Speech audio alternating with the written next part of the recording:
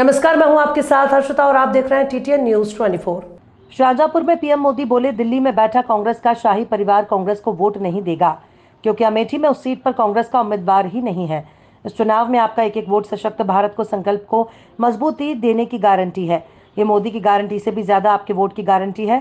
साथियों, इस बार आपको अपने वोट से देश विरोधी मानसिकता वाले लोगों को बहुत कड़ा संदेश देना है कि आपका वोट ही है सबको काबू में रखेगा।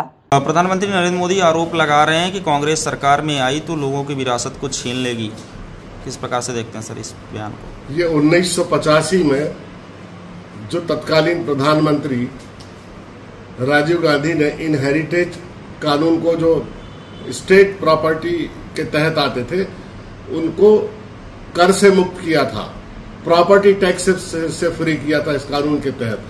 और तत्कालीन बीजेपी के नेता यशवंत सिन्हा और जयंत सिन्हा ने इसका समर्थन किया था। मुझे एक चीज बताओ, ये कह रहे हैं कि राजीव गांधी जी ने इंदिरा जी की प्रॉपर्टी को अपने हड़पने के लिए ये कानून बनाया। मुझे बताएं कौन सी प्रॉपर्टी राजीव गांधी के नाम पर चली गई और कौन सी प्रॉपर्टी इंदिरा गांधी जी के नाम पर थी। निजी घर तक नहीं है उनके पास। आनंद भवन में, जिस घर में पंडित जवाहरलाल नेहरू जी का जन्म हुआ, पले बड़े, हजारों करोड़ का आनंद भवन उन्होंने दान में दे दिया और आज वो देश की प्रॉपर्टी है, निजी प्रॉपर्टी नहीं है। हमारे सर्वोदयी नेता, गांधीवादी नेता विनोबा भावे पूरे देश में उन्होंने पदयात्रा की थी और भूदान यज्ञ किया था, और उसके तहत कांग्रेस के नेताओं ने और कांग्रेस के किसानों ने, इस देश के किसानों ने हजारों लाखों एकड़ जमीन भूदान यज्ञ में दान में दी थी। कांग्रेस के नेताओं ने दिया है, कांग्रेस के नेताओं ने लिया नहीं है। ये बिल्कुल असत्य कथन कर रहे हैं और पूरे देश की जनता को भ्रमित कर रहे हैं।